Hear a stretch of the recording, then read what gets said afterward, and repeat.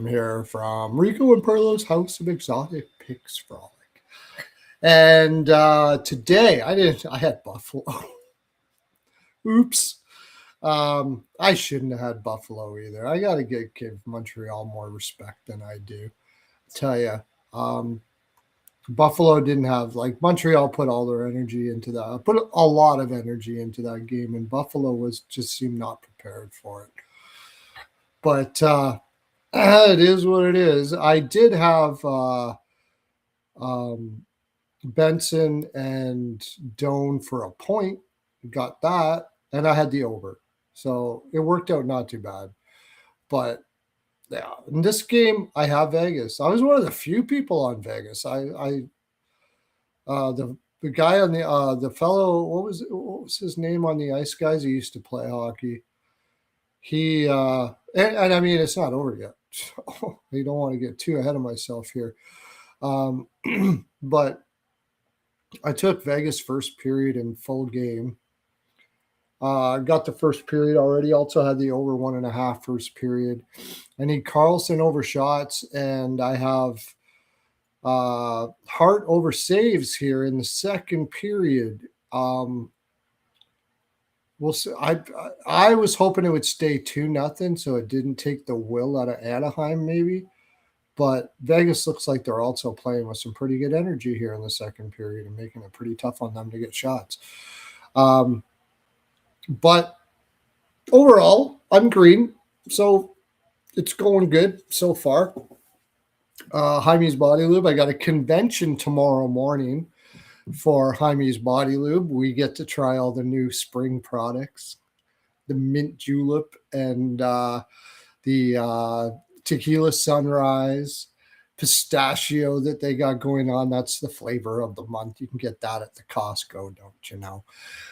Head down there with I use a U-Haul, grab a couple vats. It's good stuff. It's good stuff. Plus they have matcha and then matcha pistachio. So I'm gonna be playing around with that. So I'm not going to be on the show tomorrow morning with Parlay Dre and Statmaster J. They'll be on tomorrow morning on the forecheck at 10 a.m. But we got 2 games to look at today, and I'll give you my picks for that. I will tell you this, though. I'll be watching the show when I get back from my excursion or whenever, maybe when I'm in the hotel room or whatever, because I'll be adding picks or listening to them to decide what I want to do with my final bets. I always like to bounce things off Dre and Jonathan Davis, for sure. Jonathan Davis, one of the finest in the land, don't you know? Check him out on Beeson and Sirius Radio. Is Beeson? You can find that at West Coast HKY NHL at West Coast. I got to put my chat up here. Oh, you had Dostal under saves. Good for you. That was a good bet. I got Hart over saves in this period, and it's not looking good. Vegas is playing their. It looks like I bet it before it went 3-0, and I wouldn't have bet it if I would have known it was going to be 3-0, because I think it's possible that Anaheim has got their. This has taken the will out of them a little bit, but Vegas is looking really good. I had them for the game though, and now a lot of people were on Anaheim. Like a lot of people were on Anaheim, but I didn't see it. I know on Wager Talk today, I think Carmine and the other fellow there, they were both on Anaheim. I think on Ice Guys, they were all on Anaheim, and I'm like, I'm a little bit concerned because they looked tired the last game. I have to say I was a little concerned because Anaheim has had lots of guys go to the Olympics, and with the condensed schedule, they're an older team. I thought maybe they were running out of legs here. But I thought, you know what? They're going to drain it in this game at the very least. And I don't really think they're draining it. Also, I didn't know that Marner was going to be put on the wing. If I would have known Marner was going to go on the wing, I would have been more confident about Vegas. But more than that, I would have taken him over 1.5 points.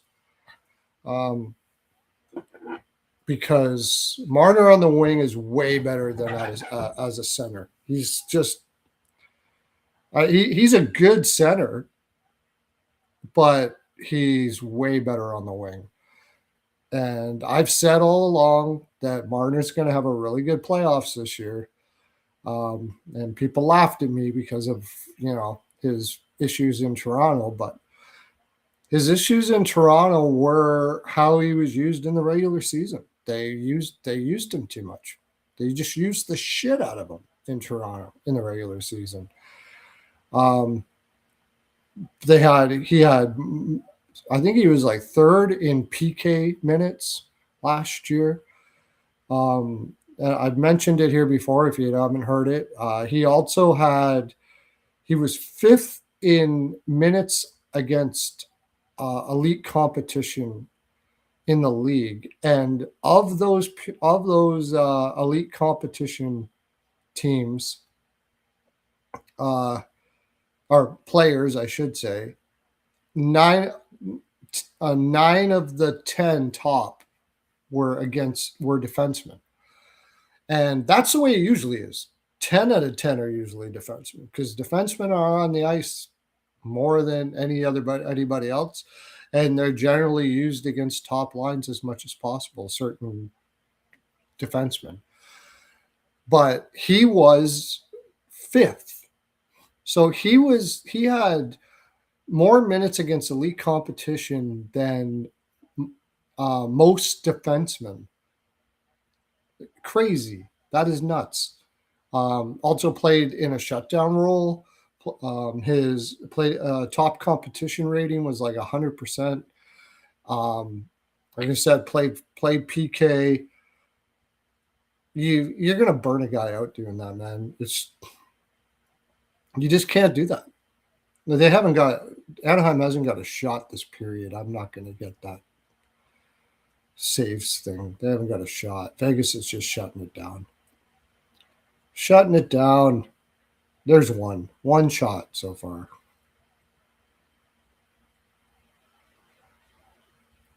Yeah, they're playing with legs today. If Vegas is playing like this, with the legs they're playing today, I don't know what happened that second game.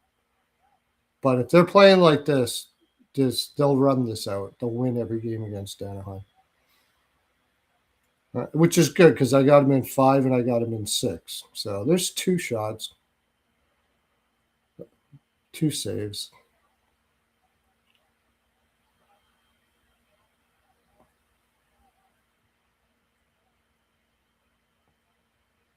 I'd like to get Vegas get a penalty here. Hopefully those shots are Carlson too because I have Carlson. Again. Oh, blocked. Son of a bitch.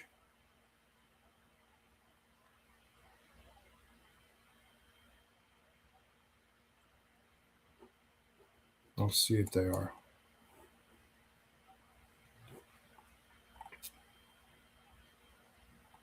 No, he's only got 1 shot. There's 1 more. Now they're starting to shoot. Might get it.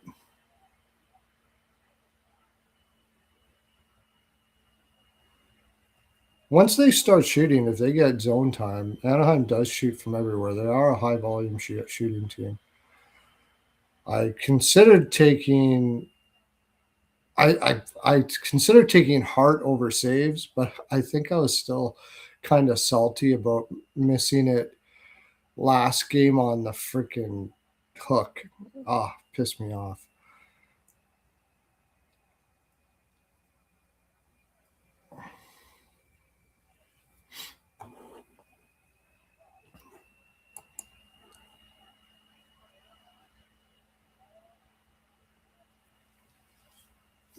I almost took that Leo and Terry for 2.5. I wish I did instead of just taking Leo.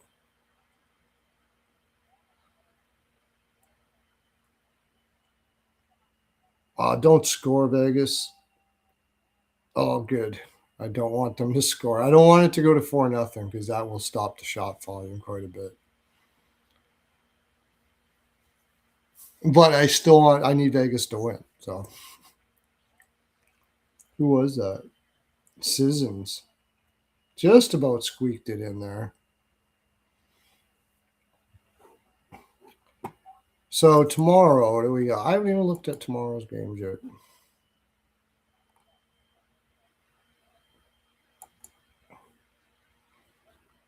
Well, I'm gonna before I get into tomorrow's games, I'm gonna talk about a few things here. One thing, I have a post that I put on Twitter that is like for me has gone sort of viral. It's not really viral, I'm sure, but for me it is. It has like 21,000 impressions. I think something. Let me check what it's at now. I'm still getting people that are retweeting it and all of that stuff. I mean, and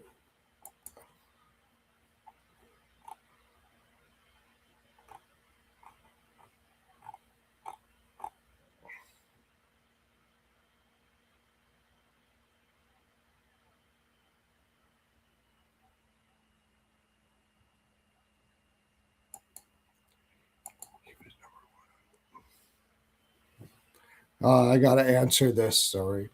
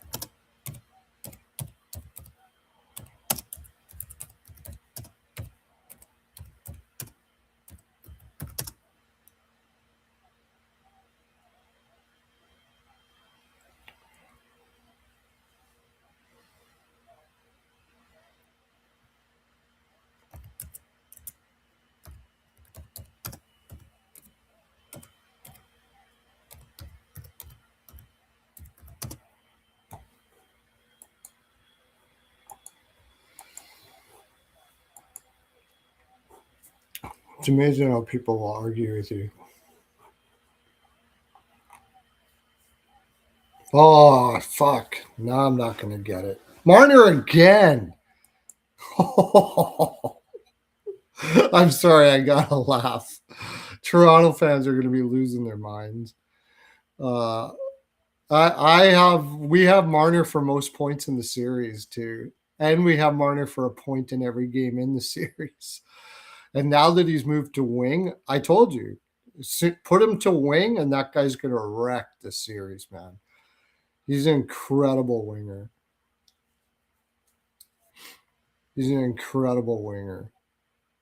Like, he's such a good player. He doesn't get anywhere near enough credit for how good he is, man. He's fucking awesome. The guy he plays center, and when he plays center, he's already one of the better centers in the league. And it's not even his natural position.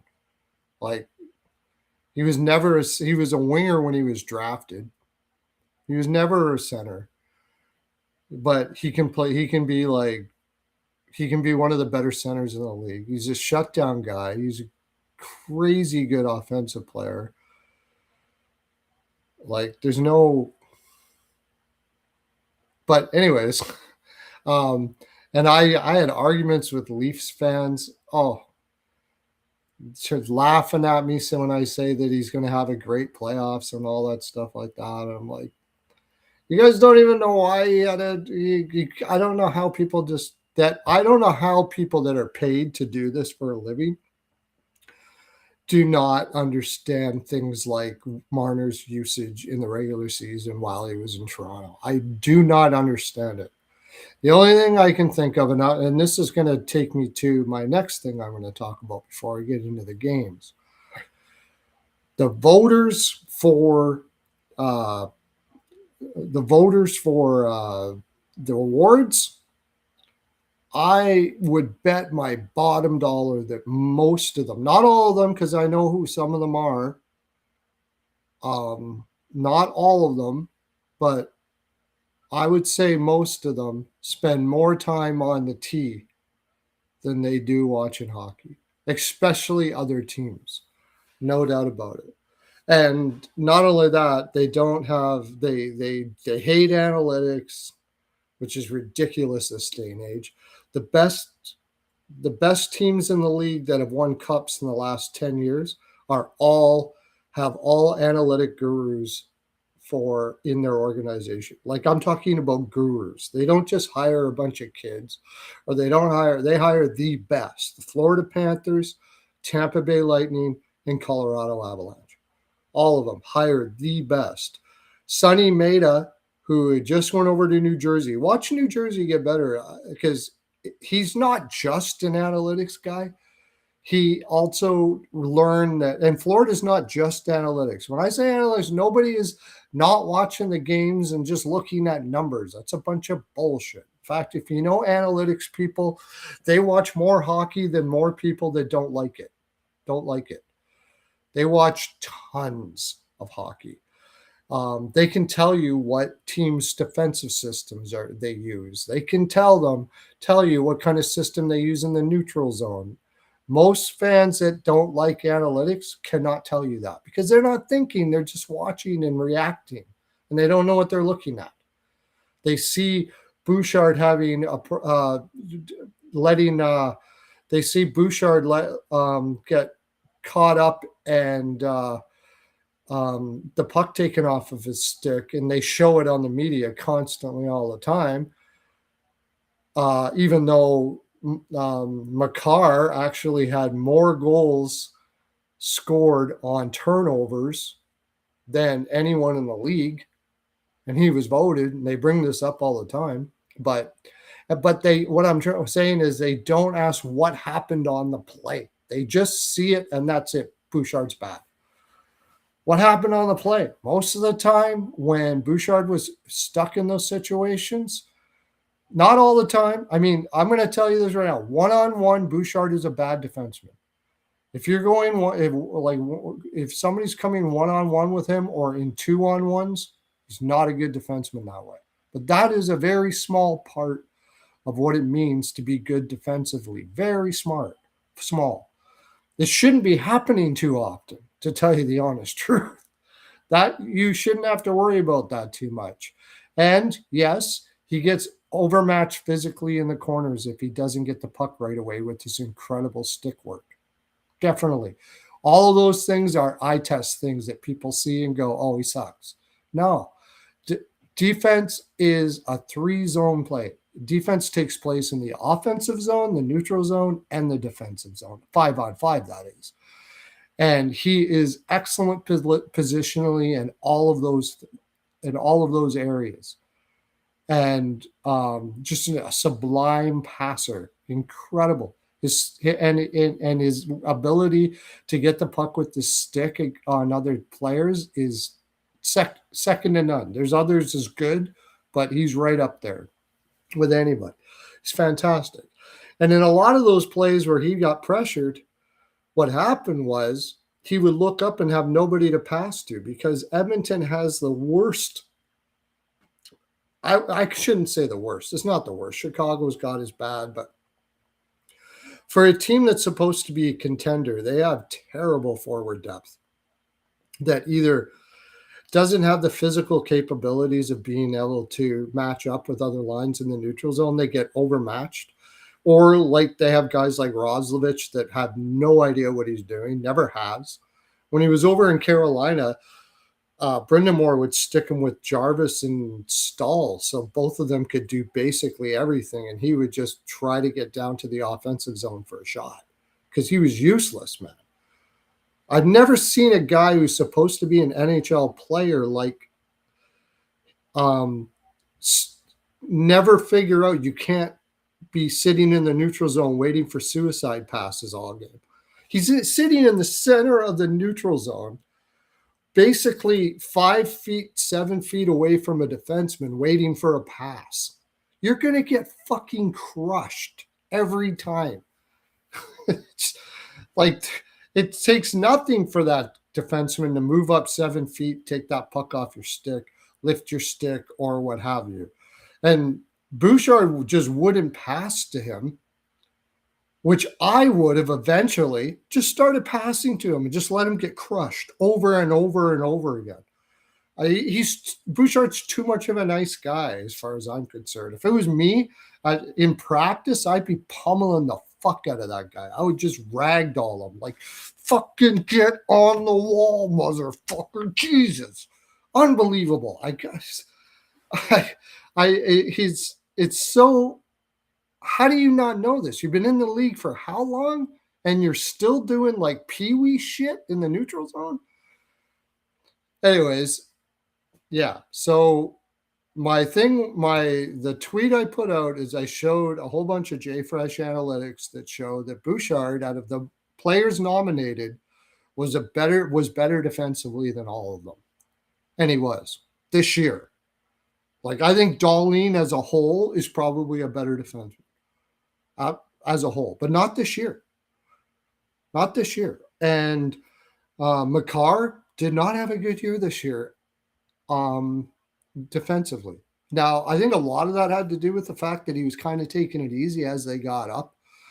You know, that there's got to be putting context to analytics is something that has to be done as well. You know, like, they don't take everything into account. It's something that I learned just by using them over and over again.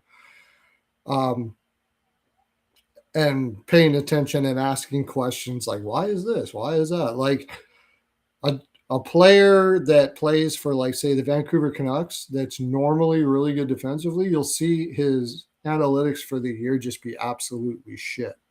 And mostly that has to do with the fact that they're playing from behind a lot. So you're taking risks offensively to try to score over and over again, and you're bagging yourself out in the offensive zone so you can't get back.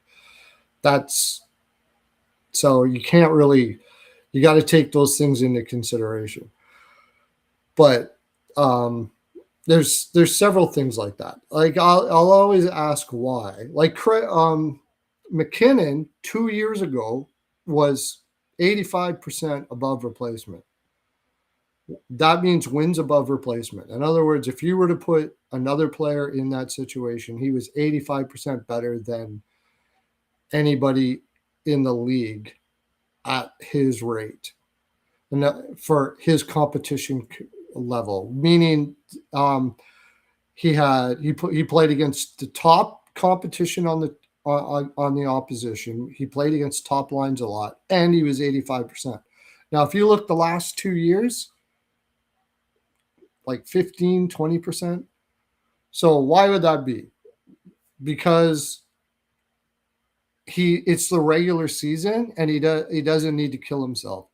That happened, I think, right around the Rantanen trade. They had, Kadri left. So he had to pick up the slack, and he did, and he's capable of it. He showed that he was capable of it. But with players like McKinnon in the regular season, you don't want to bag them out like that. I think that's what Bednar says. This is like, don't worry about it. Fly the zone. We're going to win the game. There's no use killing yourself and stuff like that. But what it does show is McKinnon can be that. And McDavid as well, by the way. McDavid has had years where he was like 85, 90% above replacement and getting like 130, 140 points. The guy's freaking insane. But like this year, not so much because, again, Edmonton played from behind a lot because their goaltending is shit and they have nobody to play in the neutral zone. and in all three zones. They're overmatched in all three zones. So he's got to play against top competition every game. A couple goals get scored, all of a sudden defense is out of the water. You got to score. They would, and they'd win games like 7-5 and stuff like that. And that's not what you want. So they got to, he said it himself. He said it himself at the end of the year. He said, all year we were an average team. Absolutely right. He didn't say they were playing like an average team. That's not what he meant. He meant manpower wise, they were an average team, and he was absolutely right. When Hyman was healthy, Hopkins, again, terrible year this year, absolutely terrible year. As that Hopkins, Hyman, Draisaitl, and who am I missing here? Hopkins, Hyman, Draisaitl. That's it, right? Hopkins, Hyman, Draisaitl.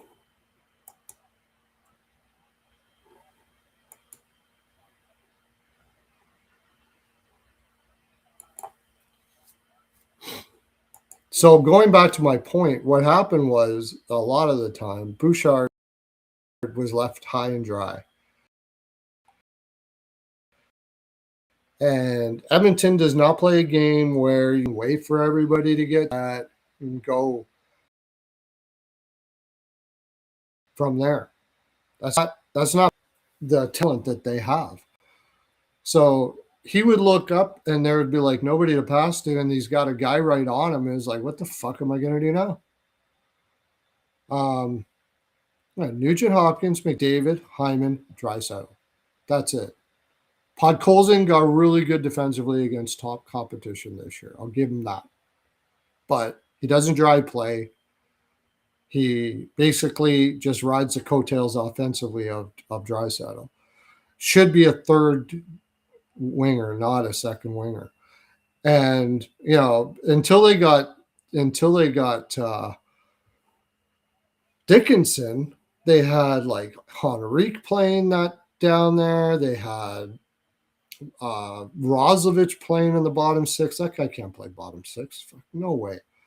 Colton Dach, when they got him, he's a fourth liner. I mean, it was ugly, man. And when those guys are on the ice, they are in tough.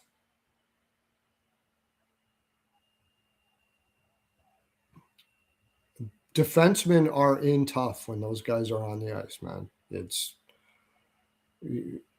hard. It's hard. I played it. When I played the position, and I mean, I didn't play in pro leagues or anything like that, but I played high, like triple A midget and stuff like that. And when you got guys that don't know what they're doing or flying the zone all game, like Nylander and stuff like that, and you're stuck in there trying to have to find a way to get a pass out, and there's nobody there, or nobody's stopping people from coming through the neutral zone and right on your ass, it drives you crazy. Drives you absolutely batshit crazy. So anyways, I put it out there, and yeah, people are like slamming me all the time.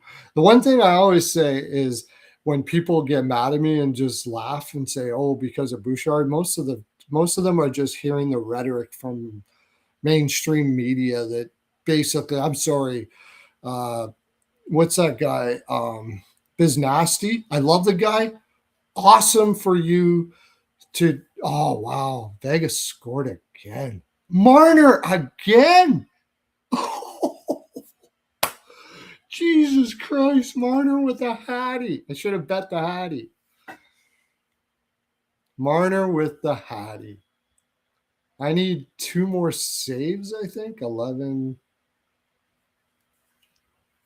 and 21. No, I got it. I got my saves over. So I'm happy. And I had Vegas, so I'm going good. But usually they're listening to, what's that defenseman's name? Bieksa or Biznasty. I love Biznasty for what he's done for his career. Awesome. Funny guy. But I don't know how these guys played hockey and say the shit that they do. I really don't. In fact, I would go as far as to say that players, I think, take care of their own conditioning and talent so much that they don't really pay attention, except for on their own team. They don't really know. When they play other players, they just play other players. They see, like Makar is the most skilled defenseman in the league. Don't get me wrong here. Makar is freaking awesome. He is the most skilled defenseman. No, they're even more than Hughes. I love Hughes. I'd say Hughes is second as far as overall skill set is concerned. Their cuts, the way it's skating, how they use their stick, and all that stuff like that. And that's the other thing. Bouchard is an amazing offensive player, but he doesn't look like he's doing it. He's just an incredible passer and very smart. He doesn't fly around the ice like Hughes. He doesn't deke in and out and go through two people and do all that shit that Makar and Hughes do. He does it with a big shot, and he's just very smart passer, knows where to put the puck all the time. For offensively and defensively, he does it quietly, unlike the other players, and that's why they get a lot of the attention.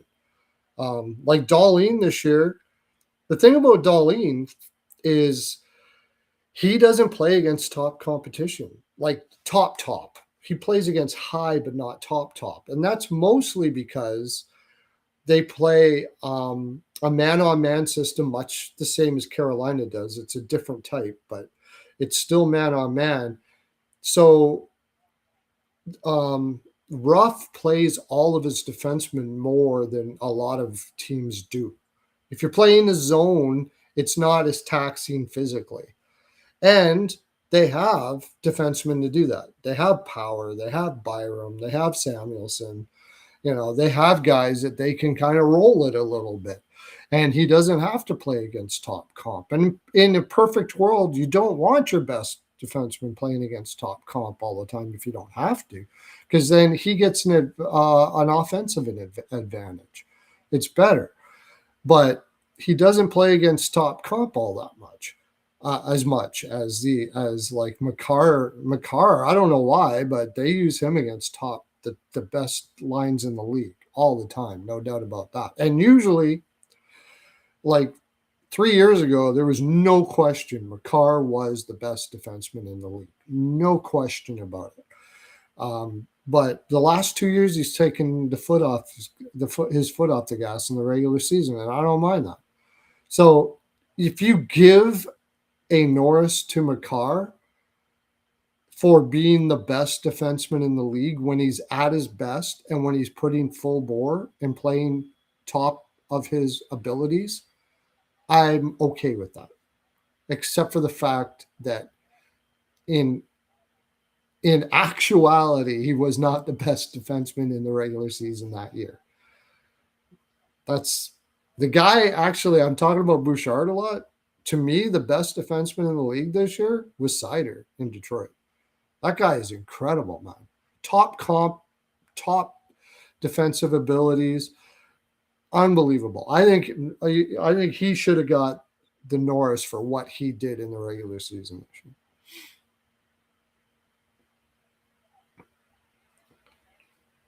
Yeah, I don't know. They might slow down now. I don't know if they want to. Wouldn't be smart to embarrass Anaheim here, I don't think. They got Husso and net, so whoever took under saves, good for you, man. Nice one. Good for you. That's awesome, man. I can't remember. Who was it that took under saves? That was a great call. Cal?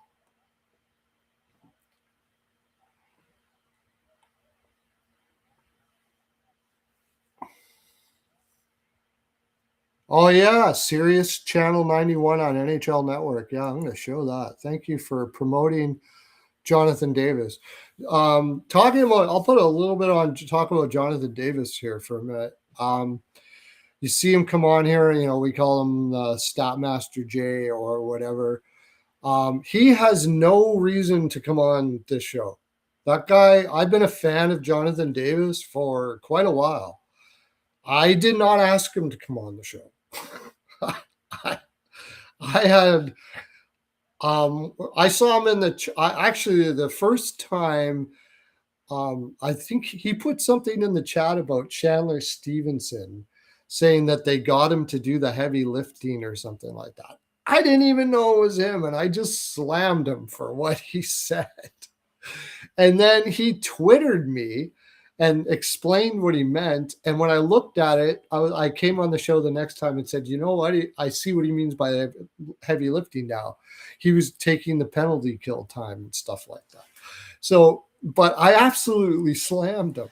And I was like, I can't believe you're on watching the show. Like, that's what I told him on the thing. I was like, I never thought in a million years you'd be watching this little show. Like, Jesus. And so next thing he said, he asked me one day, can I come on? I'm like, of course you can come on, man.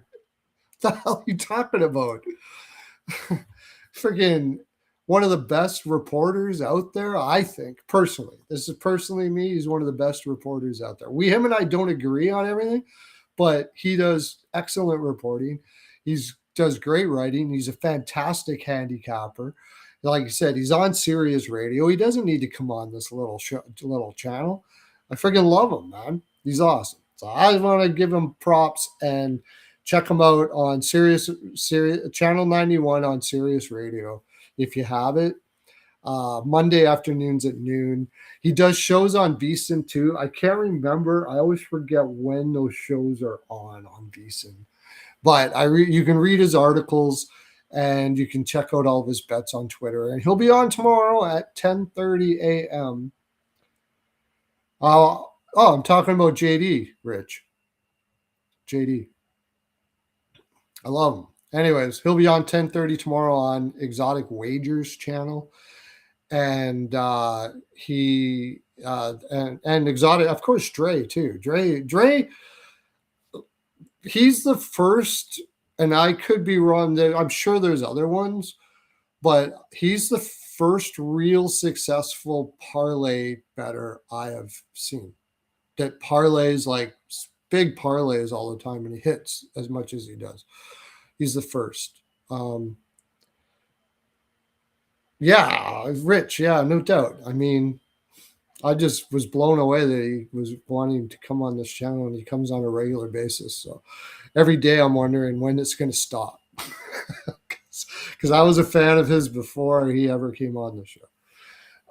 And he's an insider. Yeah, he has literal inside information. I mean, he talks to managers, executives, coaches all the time. So he's a great dude, man, and just a fantastic handicapper. So getting back to what I was saying, I think Mo Seider is the best defenseman in the league this year. If you're going to give a Norris to anybody, I think Bouchard should have been voted in. Unfortunately, I think Makar probably shouldn't be in just for what he did in the regular season, even though I'm pretty sure most of that has to do with the fact that he kind of took his foot off the gas, and he doesn't need to, your team's president trophy level and you're crushing it. It's a really good idea. If you watched a lot of the Colorado games, they basically did enough to win a lot. So that's going to affect your analytics and it's going to affect your game. So the fact that he's nominated, I get it. Because honestly, when Makar's putting his full force into a game and doing everything, he's the best in the world, I think. But if that's not what the award is, the award is the best defenseman in the regular season for what they did in the regular season. And to me, that's Mo Seider. And he's not even nominated, which is freaking crazy. Absolutely crazy. Why? Because he missed the playoffs? I mean, Rowensky was good. Don't get me wrong. Like, he's elite, no doubt about it. But I would take Mo Seider over Rowensky all day long from what he did in the regular season. Yeah, I'd take Mo Seider over Bouchard. I would take Mo Seider over like anybody there for what he did in the regular season. Now, like I said, if you're talking about now we're going to go full bore in a playoff game and do all of those things, who am I going to pick as my defenseman? Makar, for sure. No doubt about it. So if he gets a Norris, I'm fine with that, because even though it goes against what the regular season award is really supposed to be, the fact is, when the money's on the line, when you need a player that's going to put his full effort out there, and his skill level, the highest skill player in the league, Hughes is close.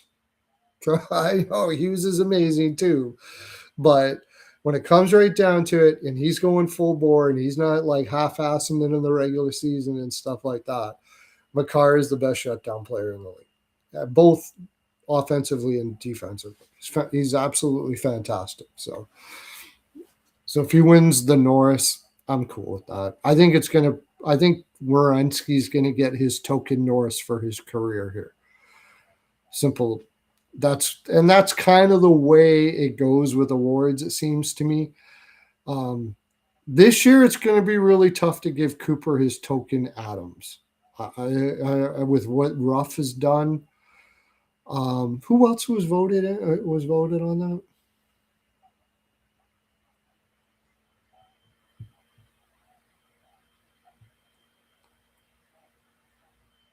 Oh yeah, I know. Yeah, but it is. You're right. Yeah.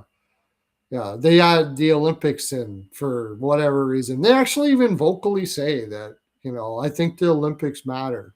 No, you're voting on an award for the regular season. The Olympics don't matter, but they are. Even if they don't say it, there's a subconscious bias towards it as well. With that, I don't agree. I mean, I heard somebody say that the reason that Cooper can't get it because he didn't win the gold. The fuck? I mean, I don't know if Cooper should get it this year. He did have like 4 of his top D injured for a long time, and they had their challenges. But if you give Cooper the Adams this year, it's a token Adams probably for what Ruff did for Buffalo. And who was the? Was it me? I don't think it was Muse. Who was the other one? Was it Muse? Did they put Muse in there? I mean, Muse. That lineup was not supposed to be that. But Muse probably won't get it, and probably no coach will ever get it as long as Crosby's on that team. I mean, it's just that guy is a consummate leader, and he's like having another coach. And as long as you have that, you're probably not going to get it. Like if Muse isn't going to get it, probably nobody's going to get it until Crosby retires. So if it was Muse, then he's probably not going to get it for that reason. Ruff, he's worked so hard with those kids to teach them and build them up, and in a 2-year span, he's brought him a hell of a long ways. I mean, he deserves it as much as anybody. I think he probably deserves it for what he's done this year with that team. It's even more than this year, honestly. It's like what he's done over the long term. Usually the biggest turnaround coach gets it, yeah. But I mean, I'd have to look back on the past. Token awards happen. Drew Doughty, when he won his Norris, he wasn't the best defenseman in the league. That was a token Norris. He got his token Norris. What was it? 1 year the Tortorella brought a Columbus team to the playoffs. It was just insane. He should have got the Adams in that year, no doubt about it. I can't remember who it went to, but it was him. And the only reason why I didn't get it, he hates the media, and the media hates him.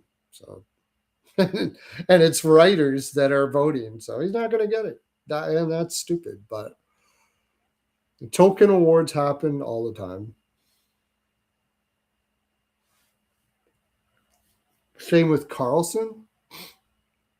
The token, was that his only though? He's had a few, right?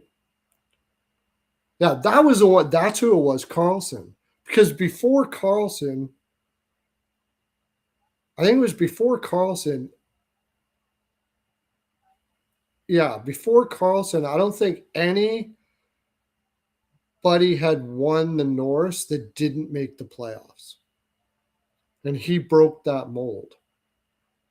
And then there was another one after that. I want to say, was it Fox? No, it wasn't Fox. It was another defenseman after that that won it and totally deserved it.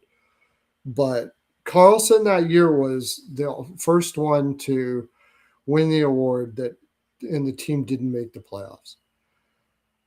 And I mean, yeah, you can make a case he shouldn't have. I can't remember who else was nominated there. I don't remember these things, but I'd have to look it up. But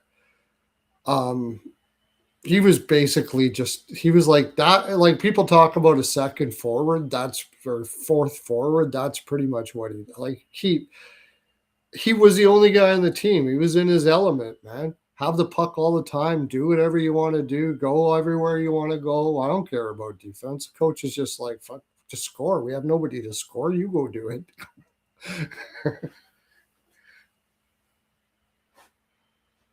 Oh yeah, yeah. I'm not a big plus minus guy, but I mean, I wouldn't surprise it. I know one. This year was the first year Carlson had. I think he had a 25 or 30% above replacement defensive rate. It was the best defensive analytics of his career by a long shot. He's usually a flat zero, and unapologetically so too. He says that's not my game. That's not the way I play. He doesn't believe. He believes that your defense should be offensive possession. He said that himself. But I mean, that team was terrible. That team was absolutely terrible. So he was the only guy that could score. He got traded. That was after Pavelski left and Thornton retired and all of that stuff. So, anyways, you can go check it out. I promote JFresh Analytics anytime. That his analytics model has helped me with handicapping more than I mean, there's only a couple things that help me more. The ice guys, that they help me more than JFresh Analytics, but not too many things have improved me at such a rate. I used a bunch of analytic models, and his just seemed to click with me. Maybe it's just me. I don't know. But I posted 4 of his cards, and I just said, you can vote for any of these guys you want, but just know that Bouchard was better defensively than all of them. And I wasn't even saying Bouchard should win. I didn't even mention Seider, and a lot of people in the chat mentioned Seider. And then I was like, well, yeah, absolutely. Seider was incredible this year. He definitely deserves, I would say he definitely deserves the Norris this year.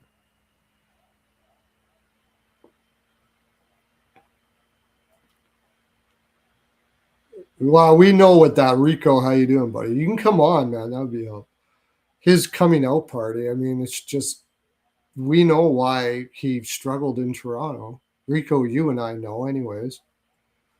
Most of Toronto media doesn't know. What a freaking clue. He was minus 26. I mean, I don't really care about plus minus too much, but that's probably pretty accurate. Like the same people that are voting here will bring up plus minus all the time. The worst analytic that there is. They will bring up plus minus all the time. And they're voting for Dahlin, who was a plus 15. His defense partner, Samuelson, was a plus 42. Werenski, out of the top 6 defensemen that they have, their second, third, first, second, and third pair, he was 4th in plus minus out of all of them. So all of a sudden, the plus minus just goes right out the window when you're doing this stuff. But they'll bring it up to promote a player until they don't want to promote the player, or I don't know what the hell they do. I don't think it's a good stat. It doesn't really tell you all that much. It's like a the most basic analytic you could possibly have that has so many contextual inaccuracies that it basically means nothing. But when you're talking about he factored into 43% of Sharks scoring. That's amazing. Celebrini factored into 46% of Sharks scoring this year. 46% of the goals scored, Celebrini had a goal or an assist on.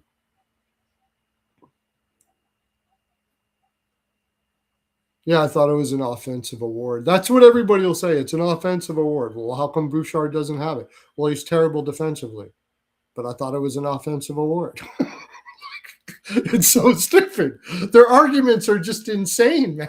It's crazy. The same people will say that those same people will say they should have a defensive defenseman award and an offensive defenseman award. Well, why? Defensive defense. Okay, so every time the best defensive defenseman has a lot of points, you guys are going to bitch that it's not about points. Who are you talking about when you say that? The best defensive defenseman that doesn't put up points. I mean, is that really that big of a thing that you can't put up points and you're the best, like a Tanev? I love Tanev, don't get me wrong. But if you ask me, I'm going to choose a Tanev over a Hughes. Are you freaking mad? Not a chance. Not even in his prime. No way. Maybe like a McNabb. McNabb in Vegas, okay, that guy's special defensively. No doubt about it. Incredible. If you're going to give that award, an award out to a defensive defenseman who's so good that he affects the game the same to, not the same level, but to a level that is approaching Hughes and all that, Braden McNabb would definitely be the guy, I would say. And Tanev, too, in his prime was kind of like that, too. There's a couple guys, but they're rare. And that's not, I mean, I think everybody would be happy if McNabb won. Slavin, everybody talks about Slavin. Funny thing about Slavin is his best defensive defenseman award. I think Slavin is like usually about bottom 20 or so in defenseman for block shots. He doesn't block shots because he doesn't have to. Most of his stuff he does, most of his defensive work is done with the stick and keeping the puck out of the zone, getting the puck out quick. He's killer with he doesn't allow people into the zone really well. You know, he's not, but he doesn't block a lot of shots. In fact, Carolina was the best defensive team in the league again this year, best shot suppression and everything this year. And they had the least amount of block shots of any team. So pizza and hockey before work. Okay, well, if Rich is doing that, we better get into the games for tomorrow. So I don't have my partners in crime with me, so bear with me. Hurricanes versus, like, most of this is going to be fairly easy. Let's see if I can remember the time here. I've already been on for 53 minutes, blah, blah, blah. Whatever. Brad Marsh. Oh, yeah, back in the day, you had Brad Marsh, Charlie Huddy, what other guys? You know, it was a different time back then. They didn't play systems like they did now. They kind of just played like scattered, and block shots were very important back then.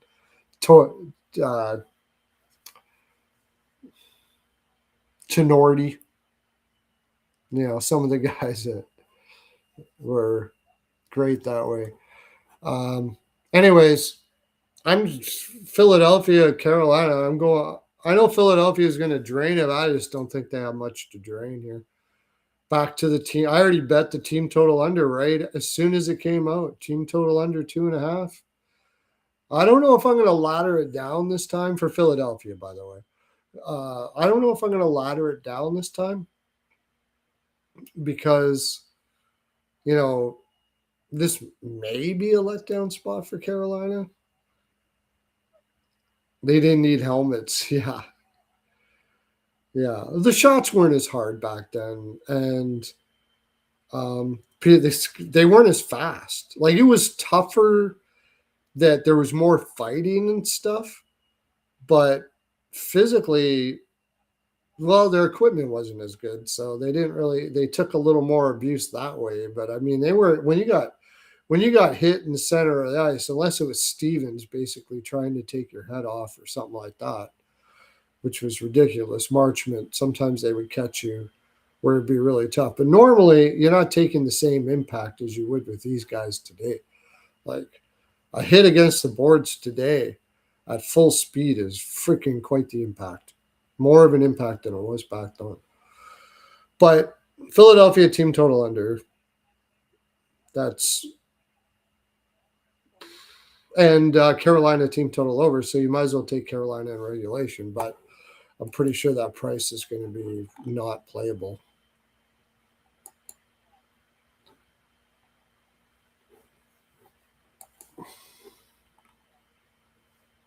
Oh, yeah, it is. Holy shit, it's playable? Minus 110? Yeah, you might as well take it. Again, I don't know how that's minus 192. In regulation, I know it's a sweep game, that's why. Because it's hard to put teams away. But I'm pretty sure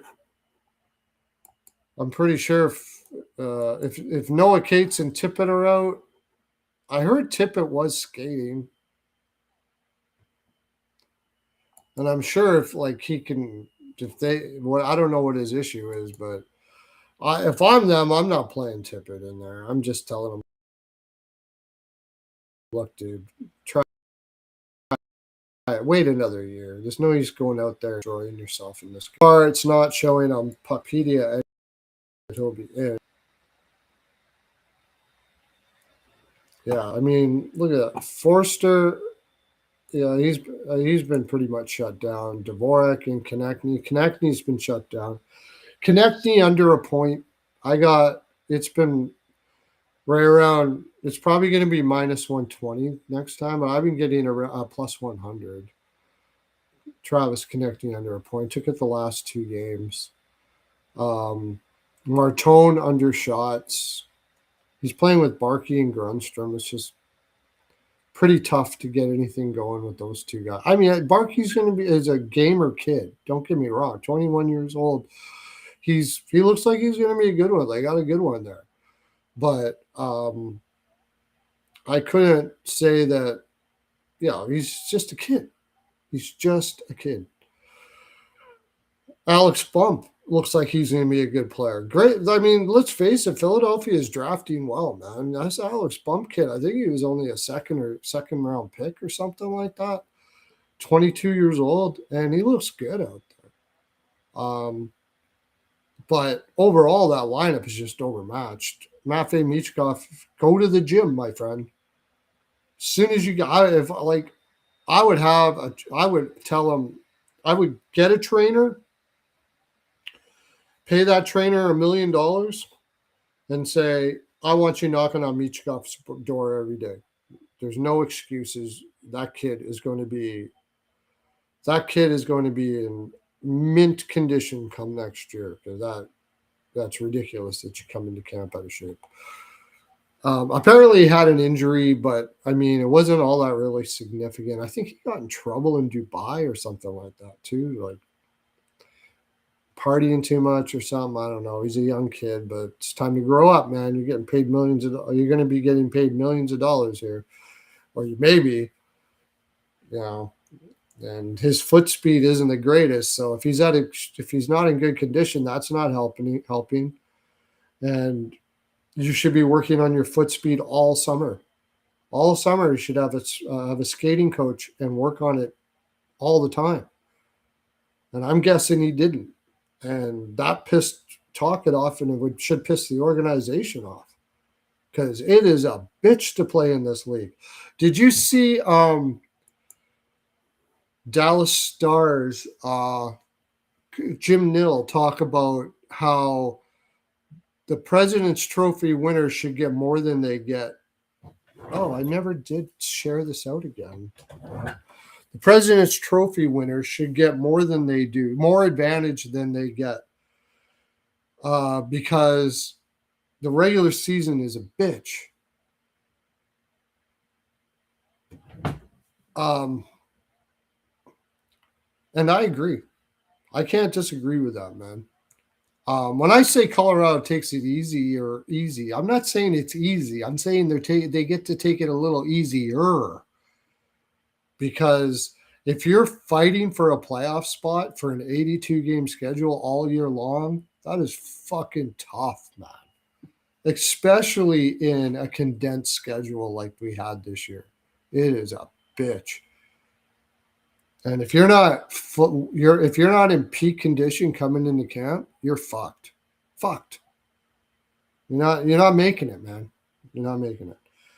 Talkett got all this shit for playing him on the third line and lower minutes and stuff like that. If somebody comes in out of shape in camp, especially a kid, you're not playing him against top competition at 15. He'll be in on the IR within a month if you do that.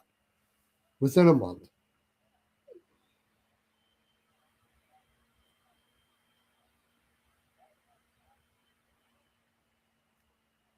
And you'll end the kid's career. There's a possibility you end the kid's career too. Are within a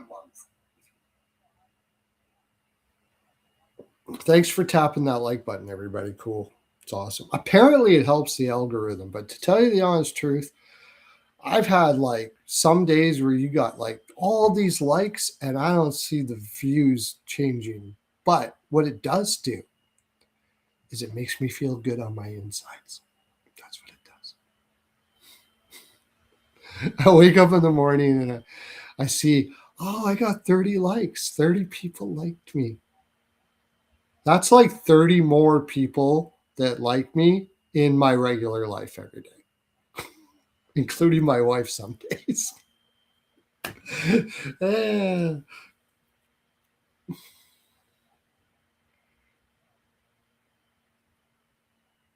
For $1 million, the trainer moves in and controls the diet with exercise. Absolutely. Fucking right, Matt. Yeah, helicopter trainer. Just hovers around. Just goes around slapping food out of his hand. He's fucking, yeah. He's like he goes out and he cuts off the pizza guy, tells him go away, gives him $500, says go home, fuck off.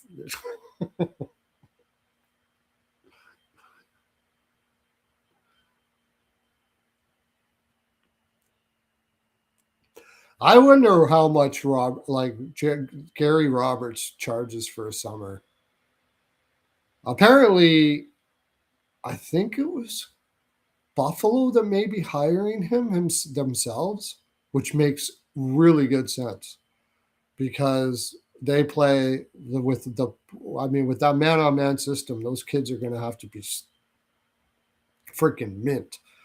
And apparently, Gary Roberts, who's a great player, he broke his neck, I believe, and he had to learn how to train so he could get back into playing. And he came back and he played awesome after that. Like, it was incredible.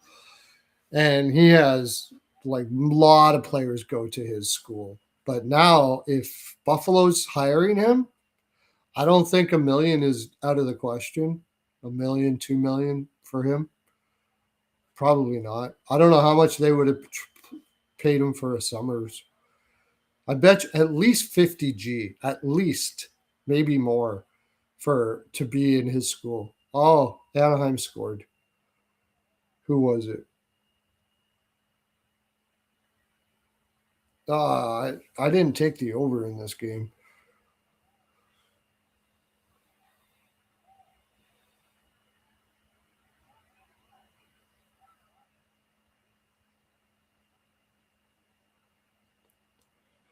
So, anyways, See what happens when you let me here by myself? I go off and on. I get started on a game and I'm all of a sudden talking about everything but the fucking game.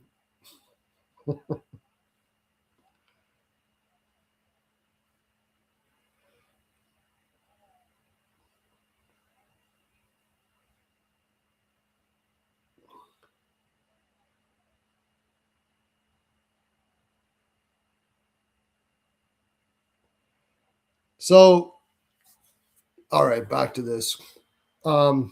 Maybe Philadelphia should tire Roberts. Team total under. Like I said, Carolina team total over. So that puts me on Carolina in regulation. I, with empty netters and everything, you could look at one of the only game you can look at over the total, but I just don't think Philadelphia is going to score. I'll probably go back to laddering 2.5, 2, and 1.5. Last game, I had 3 units on the 2.5, a unit and a half on the 2, and half a unit on the quarter on the under 1.5, plus almost 200 plus 195. That was my favorite bet. I did it every game, and I'm not going to stop here. You got the lowest shot producing team in the league, second lowest, Philadelphia. The lowest, I believe, was Seattle. They were the second lowest shot producing team in the league. Now, they were also right up there, fourth or fifth in shot suppression in the regular season as well. But against Carolina, who has the best shot suppression in the league, barely beat Ottawa this year. Ottawa was ahead of them for a couple weeks. But you're not getting shots. There's one guy on Wager Talk who was talking about. Oh yeah, I was talking about it today. I think it was Leonard saying, "Oh, you shouldn't put too much stock in shots." Why? I don't really get that. I know that you got to watch out with teams like Montreal and Utah that have like these guys that can pick corners like Caulfield, and they're feeling it. The high percentage shooters, it's a little more difficult, but I don't know. I think it was talking about that Montreal game. Like it didn't. It almost made it sound like it didn't matter that they only got 9 shots. How does that not matter? You play that game 20 times. Montreal wins it once, and I think that's not likely. That's probably not even. I'd say 50 times you allow a team 9 shots with a good NHL goaltender in the group. They're not winning maybe 1 out of 50 games. Some of that. I don't care if they have a high shooting percentage players or not. I mean, it's not rare. Utah did it. Utah did it almost similar to Vegas. They had 4 shots, and and I don't even think Hart played bad. They just have like Gunther, and they got Gunther, Keller, Peterka.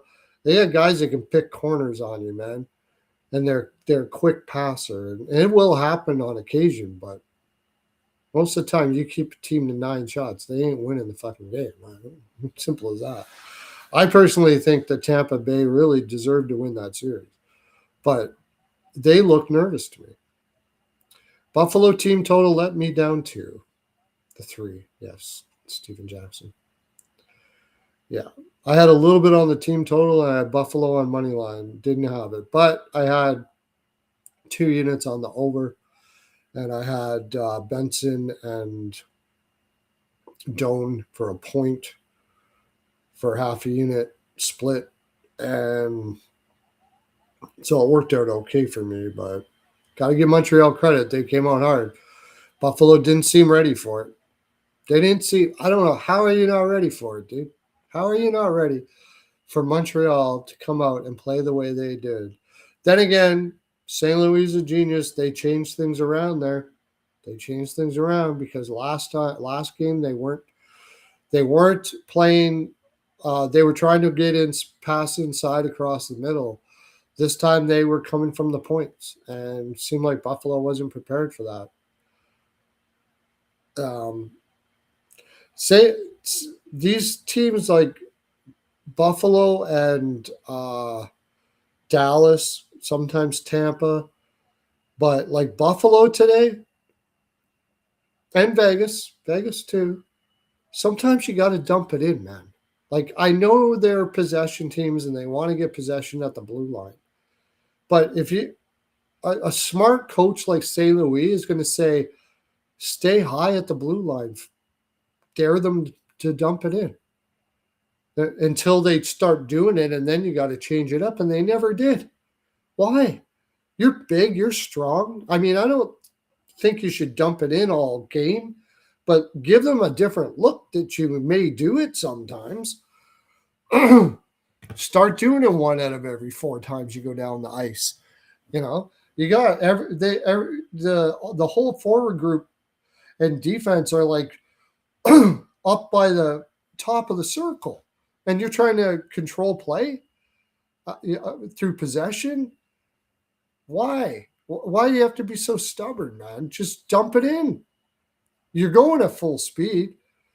What another thing I think that teams should do that play a possession style like that, actually any team, like they do on the power play, every once in a while, they'll have the forward go up to the zone, pass it back to the defenseman, and about right around the red line, and just freaking gunner and let the defenseman dump it in.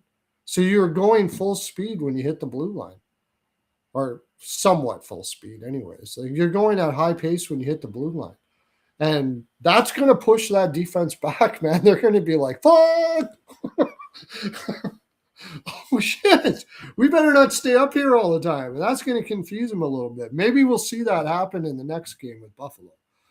But, you know, it should be an adjustment in game. You should have, I don't know if Ruff didn't tell them to do it, or they're so used to playing possession at the blue line that they just can't get it out of their heads, or I don't know. But you're not gonna fool a smart coach like St. Louis. I mean, you are going to fool them, but I mean, if you're going to keep on doing that, St. Louis is just going to put everybody high, right at the blue line. That's where he's going to dare you to dump it in. And Dobish is good stick work, so he can get that. That's difficult because he's really good with the stick back there. So you got to get it high on the glass a little bit and roll it on the other side. And then they got like guys like Tuck and stuff. I kind of wonder if Tage is hurt, man. He does not look like he's playing full board. He doesn't look like he's got everything, Tage. I'm kind of wondering about that. So you want to go Philadelphia, no goal first period. I mean, they never score a goal first period. The one time they did, that was what I was saying when Philadelphia did it in Carolina, where the first period, they brought their defense just full court press, man. And Carolina didn't see it coming. And I can't blame any team for not seeing that coming because it's a really dangerous play. But if you catch teams by surprise, Florida does it. Florida does it quite often, especially if they think they have a team tired physically. I call it a full court press, full ice press. They'll bring their defensemen and everybody like they're on the right side, and they'll just fucking give you every opportunity for long passes if you can get it. And that's what Philly did against Carolina right off the bat. Surprised the shit out of the boom. You got 2 goals, but that was like the one bullet in their freaking gun. You're not really supposed to be doing that until you're like really desperate. So that was like a desperation move by Tocchet, going, we got to get up in this game. Maybe we win this one. And they didn't. But besides that, they're not going to surprise Carolina with it now. Like, this would be a good time to bring it out when you're down 3-0, and you might as well try it. But they already did it. So I don't know if there's any more bullets in the holster. I don't know. I can't see any surprises coming here. Unless Carolina has a complete letdown game and takes the game too lightly, I can't see them running out of juice. They haven't really had to play all that hard. They had lots of time off before this. This is a team that's lost in the second round or lost in the Western Finals, 3 years in a row? So they know the value of rest. They probably, in those 3 rounds, they as soon as you take the legs away from Carolina, they're not winning shit. That system, you cannot win with that system if you don't have the legs, because you're going to get beat up everywhere you go. So that's generally what happened. And as far as I'm concerned, Brendan Moore would have them playing that system all fucking 82, and these are probably the most well-conditioned hockey players in the league, and they would still pooch out by the Western Conference, because that system is physically fucking tough to play, man. Super tough to play. Man on man in all 3 zones, that's fucking nuts, man. Nuts. But this year, and then he wouldn't even let guys sit down the stretch because they were worried about getting the winning the division or winning the conference or whatever before. And then you got teams like Tampa Bay who's like, I don't give a fuck if we win a division. They were sitting everybody. They're sitting everybody the last 2 weeks of the season. And then people wonder why they play Tampa, and Tampa just fucking dummies the shit out of them because they're done. But this year, they got a huge advantage because they are the most well-conditioned team in the league, and everybody played in a condensed schedule. So everybody's tired already. A lot of the players went to the Olympics as well. And they dummied the shit out of fucking Ottawa, which I didn't even see coming. But once I saw it, I'm like, Carolina's running over everybody here. Fuck that. It's not. This isn't going to be pretty. They got if they take out Philadelphia, they got 9 days rest, and there's going to be people going, oh, they're going to be rusty and all that. They're going to be fucking rusty, man. This team is a well-oiled machine. They've been playing this system for 4 years, and it's almost all of the players have been there the whole time. They know the system inside and out. They're not going to be rusty. Maybe a little sluggish for the first 10 minutes. And what do? They go in the offensive zone and they just start firing rubber and banging bodies until they wake up. That's what they do every single time. They'll be up. Like Buffalo is going to be, see what they turn out to be. But if they win, they're not beating Carolina. Montreal, can't see it. Oh, Anaheim scores another one.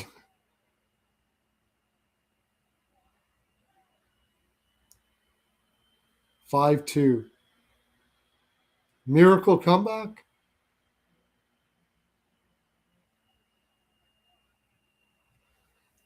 Has Carlson been shooting now? What do they got? 29 shots?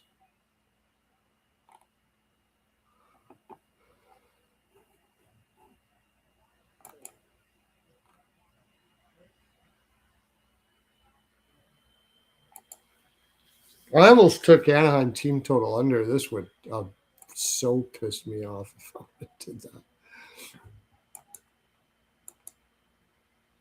Carlson's got 3. Need one more shot with 4:51 left. That goal might make it so he actually gets it.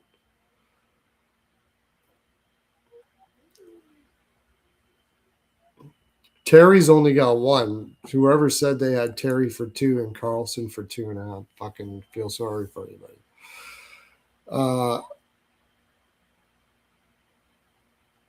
So Yeah. So, anyways, that's what I would do. Everything. No points for Konechny. That's a big one. That guy. I did a puck in deep. By the way, we did check out a puck in deep that I did, and I just did a Toronto. What they're going to do in the off season on my channel, on this channel right here. You can check it out. It's pretty cool. Comment. Tell me what you think. Like usual, there's some unusual takes there that you normally aren't going to hear anywhere else. So you might want to check it out. But the puck in deep, I said, and I still maintain they should trade Konechny in the offseason. I just don't like his style of game, man. And it doesn't translate well in the playoffs, and you're seeing it here. He's a good regular season guy. He's a floater, man.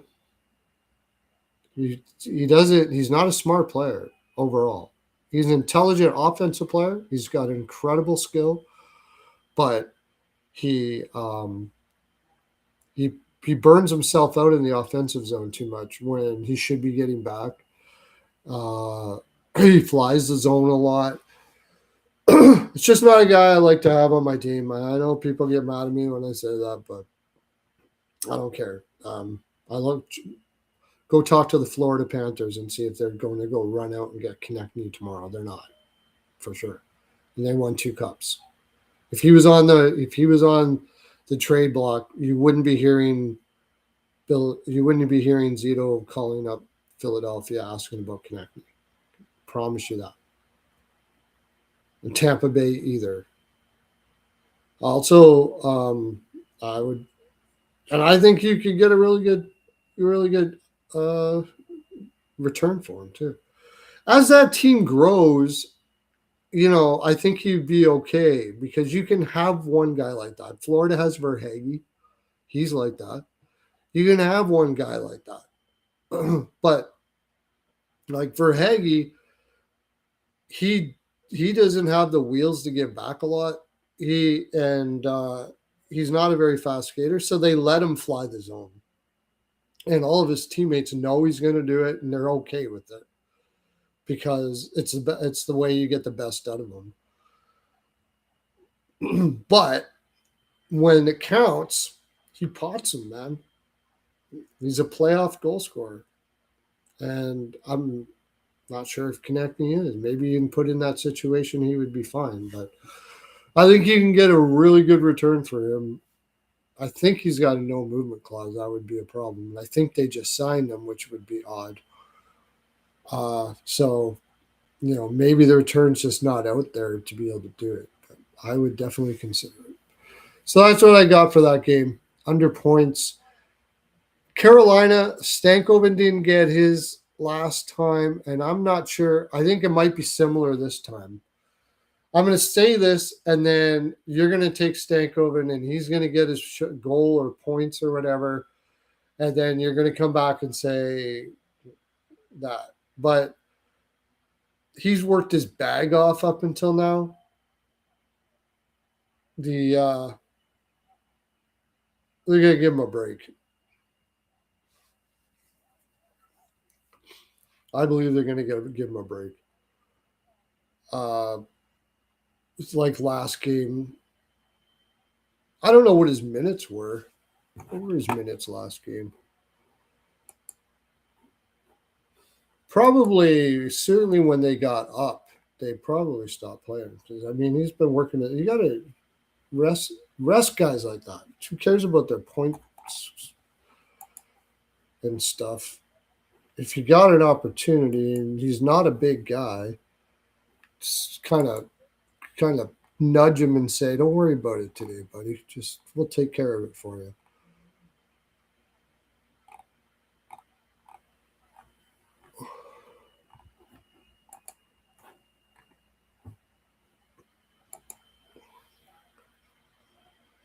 Well, he did get 2 last game, so he almost got it. But he had 14 minutes. I don't know if that's what his average is or not.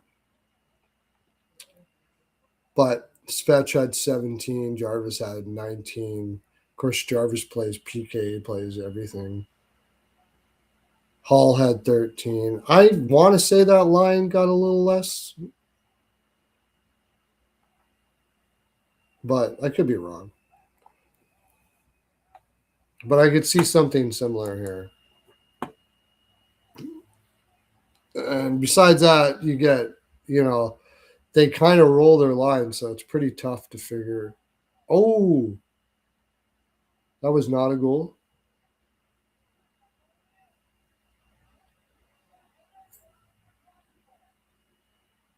Yeah, okay.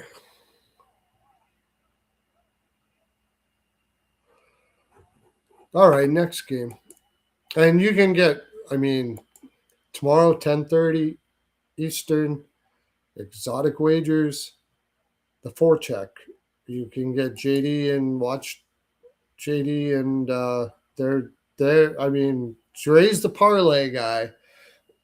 Statmaster J, if you want the props, they're probably good. I do pretty good on props, but most of my props, I just bet like little tiny bit.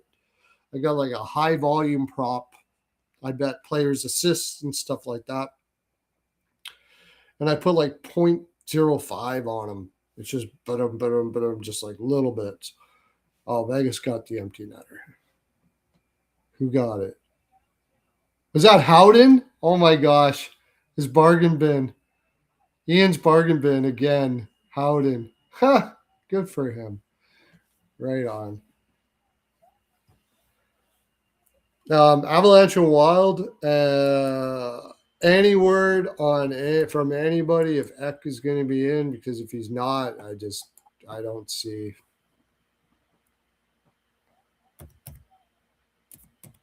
They mentioned it today on the Ice Guys, and it doesn't surprise me. Their record without Eck in the lineup is just abysmal. And you're going up against Colorado Avalanche, man. It's unfortunate for that they have to go. That has to happen to them. It was going to be tough anyways, but.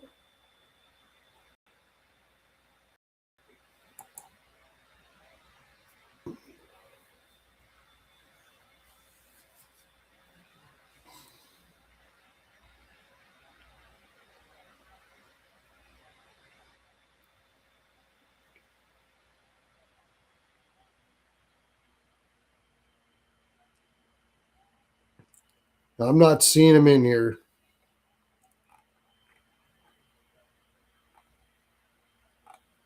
And who was the other one that's out? By the way, why are they not playing Brink? Brodeen's out, yeah. Why are they not playing Brink?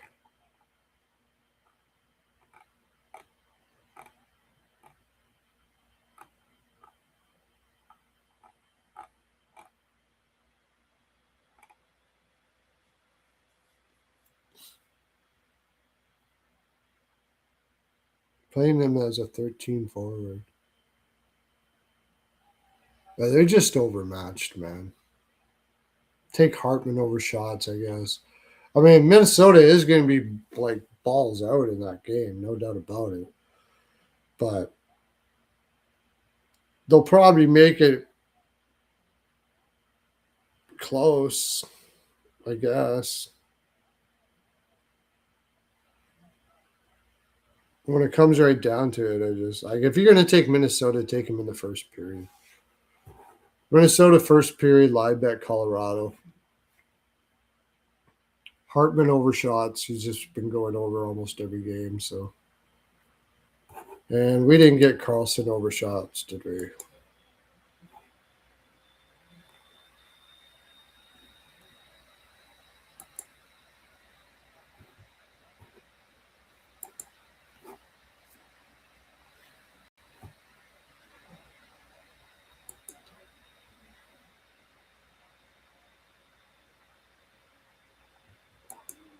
No. Did not get Carlson over Shots. Fuck. Good thing I lied bet that saves prop because that saved me for the Carlson overshots. And I had over 1.5 first period. And Vegas won. I didn't give that to the Vegas to the winnable. I let people talk in my ear. Just took it personally. Colorado team total over. Maybe. I'd say over for the game too.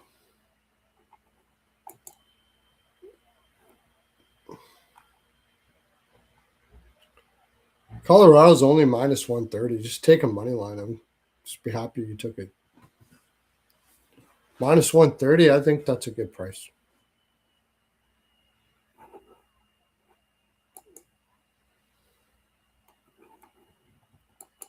I'll take my bet down a little bit because it is a desperation spot for Minnesota, but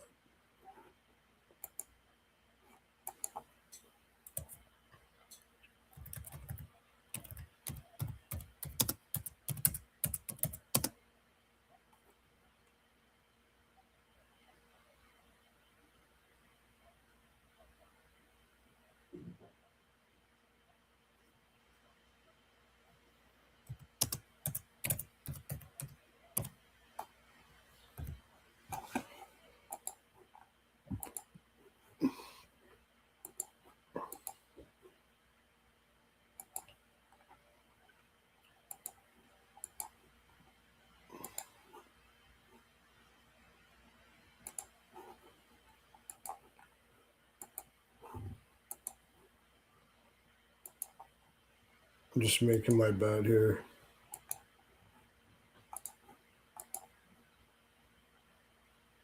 Minus 128, you can get it at.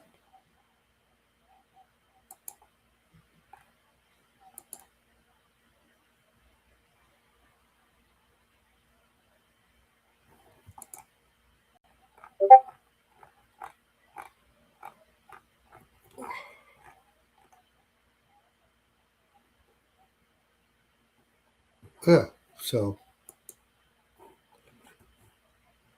yeah, it's Avalanche money line and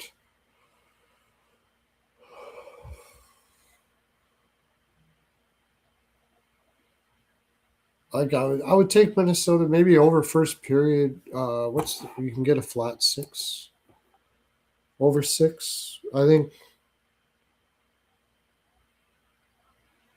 the only thing is Minnesota is going to play like super hard on the stick. It's not going to be easy for Colorado, but one way or another, I think they win this one. You get a flat 6.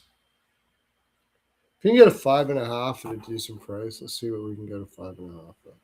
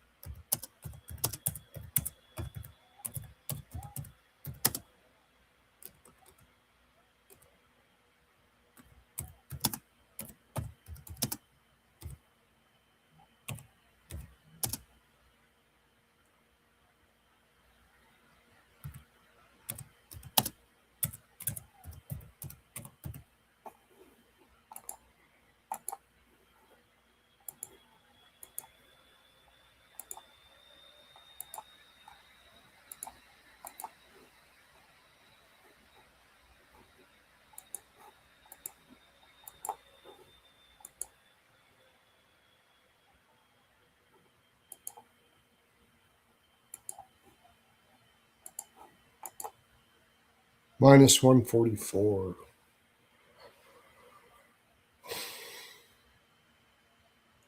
I'm still going to play it. Maybe, wow, Colorado money line at over 5.5. Let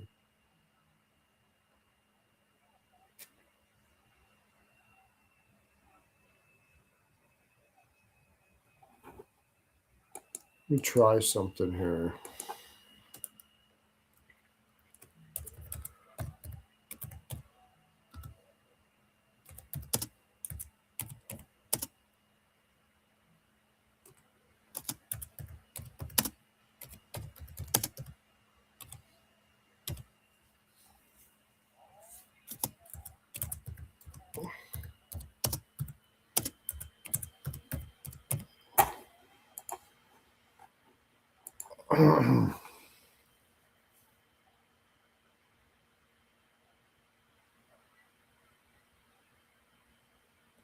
Plus 105.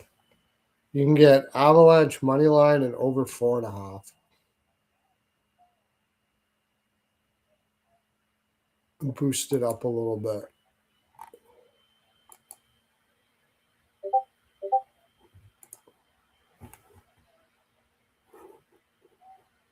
I wonder if I want to look at team total under instead. Saturday.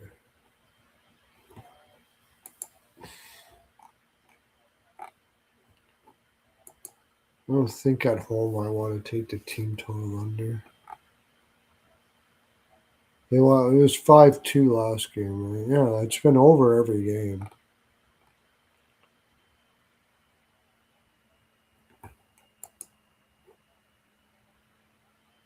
Yeah, maybe just take the over 5.5. But Colorado money line and over 4.5. It's plus 105. You can take the 5.5 if you want. That'll give you a good price.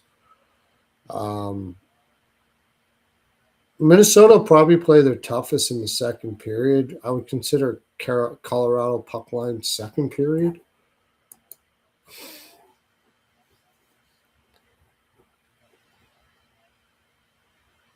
Or if you can get a decent price on the money line, you could even do that or split it.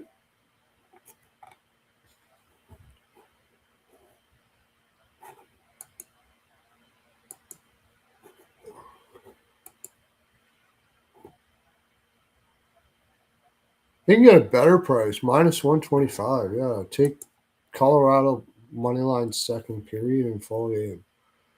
Minnesota will probably put out their best, maybe a little tough for them in the first period, but I think by the second period, Colorado. If Minnesota is up, Colorado will balls out it.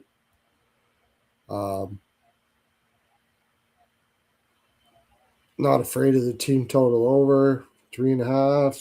You can split it up that way.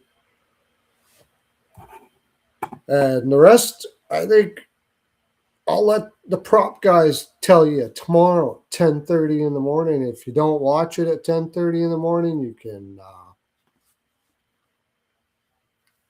Nietzsche's over 1.5 points comes to my head here. He's been playing excellent. You probably get a really good price on that. I'll quickly scan this down here.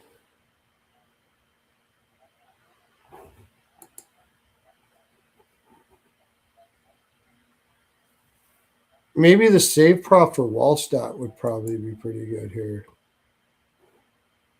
As long as Colorado doesn't beat them right up. I think Minnesota should hold them off to a certain degree.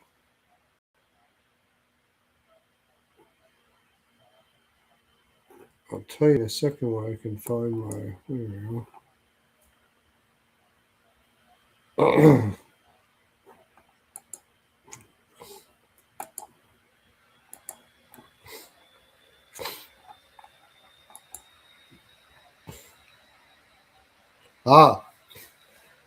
Don't have anybody for it. Wedgwood is 26.5. Minnesota will be shooting a lot, but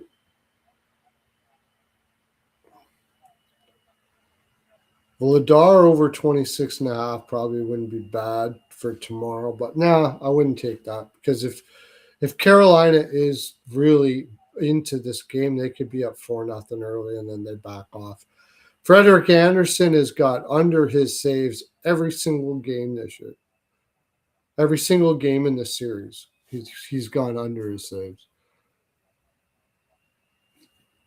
But look out for Wallstat over saves. If Minnesota's going to keep it tight, Colorado will shoot a ton.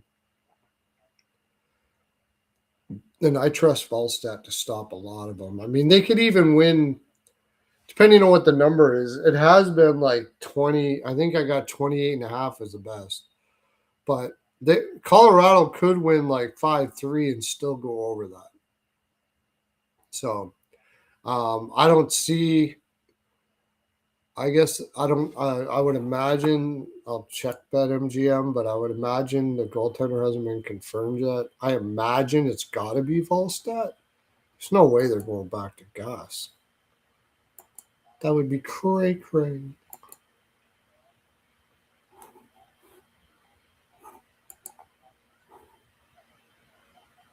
The usual suspects, Boldy overshots, stuff like that.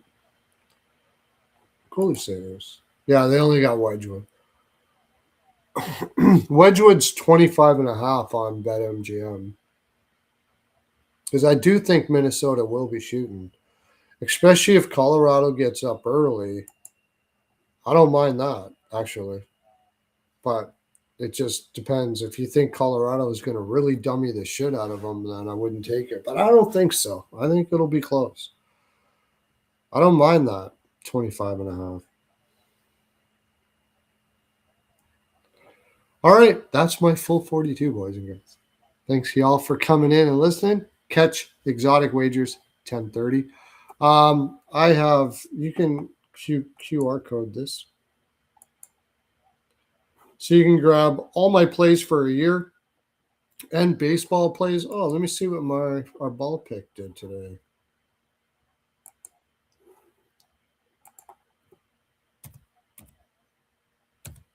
Dodgers game under 8.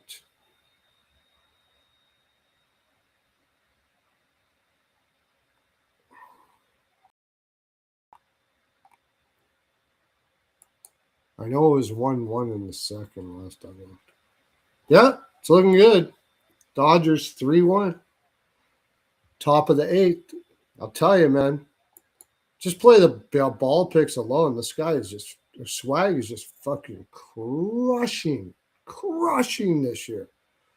Unbelievable. I think that puts him like 16-5 or 16-6 or something so far since he started. He didn't start in the beginning of the year. He waits for data to come in, but he is just fucking crushing, man. And apparently this is what he does all the time. He's pretty passionate about it too. Not a bad hockey capper either when he's on. But baseball is his bread and butter, he says, and I'll tell you, it certainly is. And if you QR code right here, it'll take you right to my winnable. Use Hymes 12. Let me see the chat.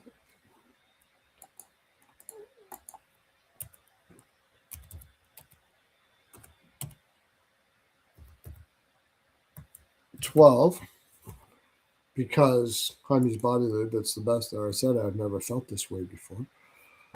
And you can give to the Chafety Fund for like 150, like it's $250. Normally you get it for $150 for one calendar year.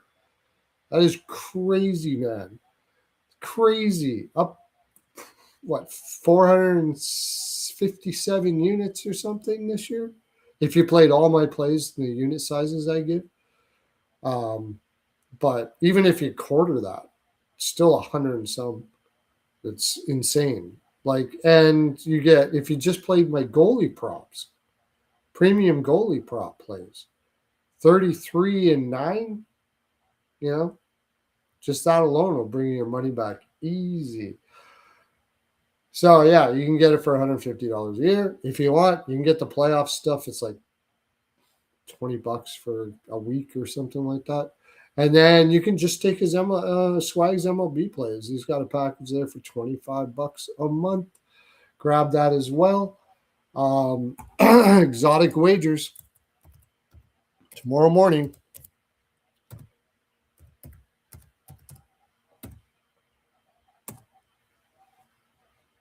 Exotic Wagers with the Z tomorrow morning. Go over, just search that on YouTube or go over to his Twitter at Exotic Wagers. And you can watch tomorrow morning. I will not be on tomorrow morning. I have a Hymes sampling and wine and cheese party type thing. First thing in the morning. I don't drink, so I won't be having wine, but for them they will be. But I'll be sampling all the fine Hymes products. I'll tell you that right now. Yeah. So I won't see you tomorrow morning, but you can get all of JD and Statmaster J and Parlay Dre's picks from the Arizona way. Take care, everybody. Thanks for coming in. That's my full 42. That's all I've got to give. I only got 42, but the 42 I got, I give to you. Tap that like button on your way out.